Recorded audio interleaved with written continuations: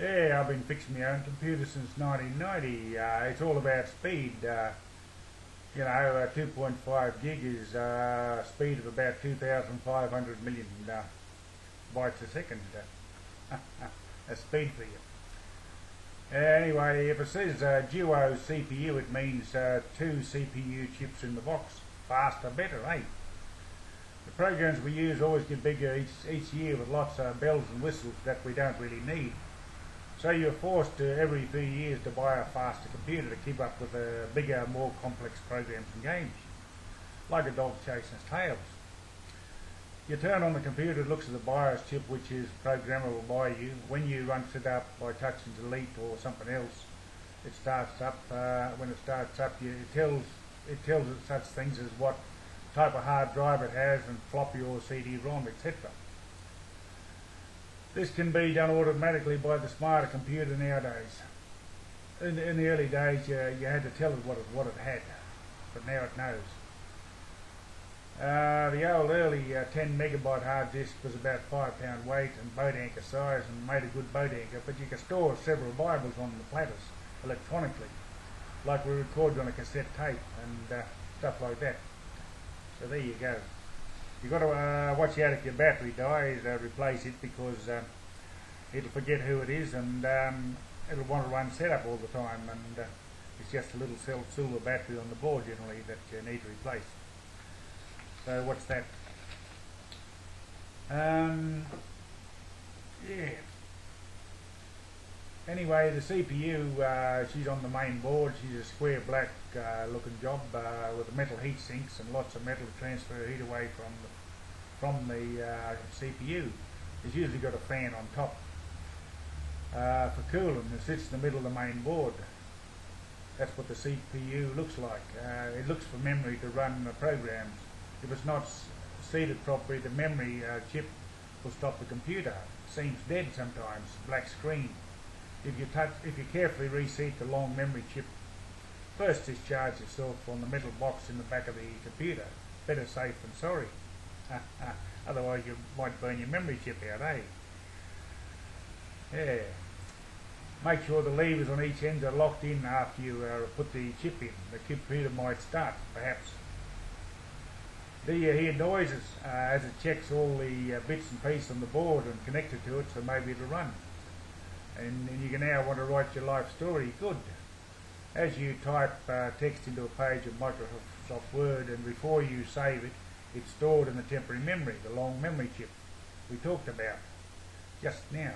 You have done a chapter now. You can save it to your story doc or my story doc or whatever you like to call it on the C drive in Documents probably, where you will find it later under Computer Documents, unless you save it somewhere else.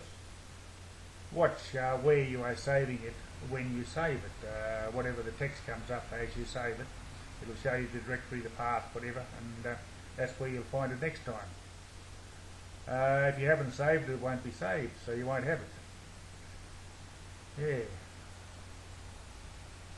Anyway, X2 Gold was something we used as a deleter of files in 1990.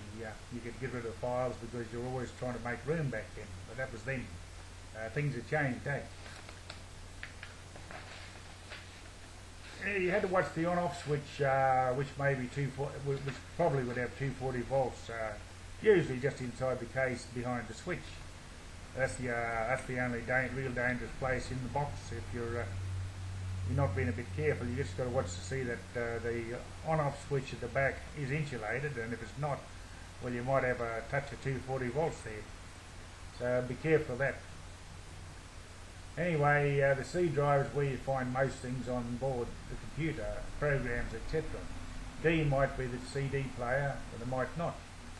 It can be another drive, like the C drive, an extra drive, depending on how it's been set up. The A drive is where you push in a floppy disk square type, 1.4 megabytes storage, used once for loading programs. Nowadays we use the CD, DVD drive to load crappy programs on our computer.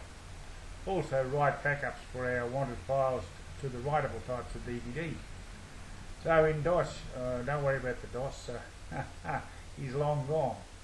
But anyhow, Bill Gates sold us Windows 3.0 and there were lots of cursing until they got it right. When you're working inside the box with the computer turned off, remember static electricity and place a hand on the metal power box at the back, inside the box, inside the computer box where the square metal box is. That's where you can discharge yourself. Don't do it with the power turned on. Otherwise you might, and of course if you don't do it, you might suffer a static discharge, which can burn your memory chip out and other things. Provided the computer is plugged into the wall connection, it should discharge you through the earth lead. When my computer won't work and I've tried the memory stick or sticks to see if they're reseated properly, I think about vibration, as a computer is always buzzing and moving things about inside with the vibration. So I gently pull cables and leads off and put them back on. If you're rough with computers, they break, board damage, etc. Don't be rough. Discharge yourself often, better safe than sorry. I found a computer will start after doing the reseating on all connectors between hard drives, CD-ROMs, floppies, and on-board cards as well. Also try reseating the cards on the main board. Any unseated board or cable can stop a computer. They can vibrate out a bit. The possible video card, especially if you have no pickies. You may have to use the possible onboard video card then. Here is where it's like it was in the 50s when you changed the vacuum tube in an audio amplifier to get a sound in your old Bakelite radio back then. So your sound card don't work, put in another. Hopefully find a driver for it on the computer or on the internet. Search on Google for a free download of the driver you want. So your video is dead, there may be an onboard video to use. If you have a plug-in card, rip the card out and plug her into the onboard one. Driver fun again. Discharge yourself again, better safe than sorry. If your memory stick got fried, dead computer, black screen, electricity caused probably, static electricity, could have killed it. Put in another stick and restart the computer. Hopefully it'll work. Fix it. If your hard disk dies, go to setup, hit delete to do it. In setup, ask to boot from the CD-ROM first on boot up. Put in a Windows disk which will boot from your CD-ROM most likely. And then you can install Windows again.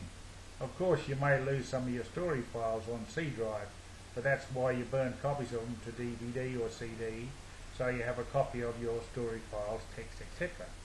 If you still can't install Windows or format the drive, put in another hard drive, C. A few screws, cables removed before putting in the new drive, then install Windows if necessary and you're back in business. So if you are on the internet emailing, be careful what you open there, because the nasties want to stuff up your computer so they can sell you protection from the nasties. Download AVG file antivirus. Takes a while, but it keeps the nasties crap out of your computer. By John Johnson. Yeah, I'm in Mount Quebec. Thanks, thank you.